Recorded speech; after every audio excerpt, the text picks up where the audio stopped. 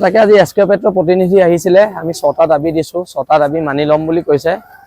আৰু মানি ল'ম বুলি কোৱাৰ কাৰণে সাময়িকভাৱে দেই, এইটো প্ৰতিবাদ আকৌ শেষ হোৱা নাই। যদি দাবী মানি নলয় তেতিয়া পুনৰ প্ৰতিবাদ হ'ব। আৰু এবাৰ ৰাস্তাৰ বাহিৰত কৰিছিলোঁ, এবাৰ অফিচৰ ভিতৰত কৰিম। কিন্তু মানি ল'ব লাগিব, খিলঞ্জীয়া মানুহৰ, ভটিয়াপাৰবাসী মানুহৰ সকলো অভাৱ অভিযোগ যিখিনি আছে সেইখিনি তেওঁলোকে পূৰণ কৰিব লাগিব, আৰু তাৰ বাদে তেওঁলোকৰ গত্যন্তৰ নাই। আৰু এটা কথা, এই আমি যি 5টা দাবী 6টা দাবী দিছোঁ, এই দাবীসমূহ আমি শিৱসাগৰৰ জ্যেষ্ঠ সাংবাদিক, পূৰ্বৰ ONGC কৰ্মচাৰী, এক্স কৰ্মচাৰী, আমি সকলোৰে লগত পাতিহে এইখিনি দাবী দিছোঁ। এইখিনি দাবী যদি আপোনালোকে ভাবে কেৱল বীৰ লাচিত সেনাৰ দাবী, এইটো নহয়। এইখিনি দাবী শিৱসাগৰৰ বুদ্ধিজীৱী মহলৰ দাবী, শিৱসাগৰৰ জ্ঞানী গুণী মানুহৰ দাবী। আৰু এই জ্ঞানী গুণী মানুহৰ, যিহেতু মই ব্যক্তিগতভাৱে, অংকুৰ গগৈ ব্যক্তিগতভাৱে, হৰ গগৈ ব্যক্তিগতভাৱে, আমি এনেকুৱা অইল ছেক্টৰ কামৰ লগত জড়িত নহয়, আমাৰ অভিজ্ঞতা কম মানে প্ৰায় শূন্য।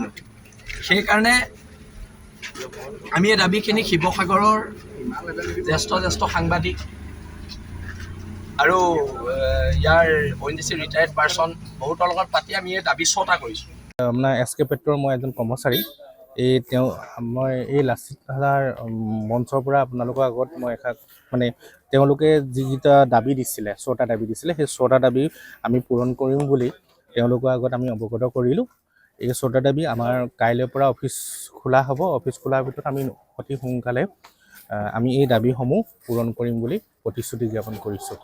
যিবিলাকত আপোনালোকৰ ৰিগ আছে, তাত আপোনালোকে সামাজিক দায়বদ্ধতাটো পালন কৰিব লাগিব। তাৰ যিবিলাক অনুষ্ঠান প্ৰতিষ্ঠান, সেইবিলাকক বোলে ক'ৰবাত ফুটবল কোচিং চেণ্টাৰ এটাই চলি আছে, আমি যিবিলাক উপলব্ধি কৰোঁ, মানে ক'ৰবাত স্কুল এখনে ডেমেজ হৈ আছে বা ক'ৰবাত কিবা এটা কৰিব লাগে, ৰাজহুৱা স্বাৰ্থজনিত, সেইবিলাক আপোনালোকৰ দায়বদ্ধতাটো থাকিব লাগিব। অনাগত দিনত বোলে আপোনালোকে ক'ৰবাত বিৰোধ কৰি গ'ল, তাত যদি আপোনালোকে কাম নকৰে, তাৰ ক্ষেত্ৰত কিন্তু চোকা দৃষ্টি ৰখা হ'ব। কিন্তু তেওঁলোকে কৰি থাকে, সেই জেগাৰ পৰা যদি সেইটো আপোনালোকে চালি জাৰি স্বাস্থ্যকে মানে বস্তুবিলাক আমি কৈ দিছোঁ। এইবিলাক যে পাবত গজা যে ইউনিয়নগিৰিবিলাক যে কৰে, আপোনালোকে তাতকৈ জাতীয় দল সংগঠনৰ লগত আলোচনাত বহিব।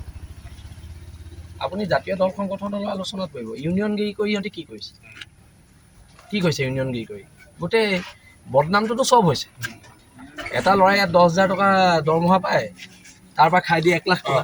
ইয়াৰ পিছত শৃংখল এইটো কৈ লওঁ, 6 নম্বৰটো আছে বীৰ লাচিত সেনা অসমলৈ যি 6গৰাকী পৰিয়ালে ক্ষতিপূৰণ নোপোৱা অভিযোগ লৈ আহিছিল, তেওঁলোকৰ পৰিয়ালৰ যোগ্য ব্যক্তিক সংস্থাপন দিম বা উচিত ক্ষতিপূৰণ দিম বুলি আজি এই পত্ৰৰ দ্বাৰা আপোনালোকে আমাক অৱগত কৰিলে।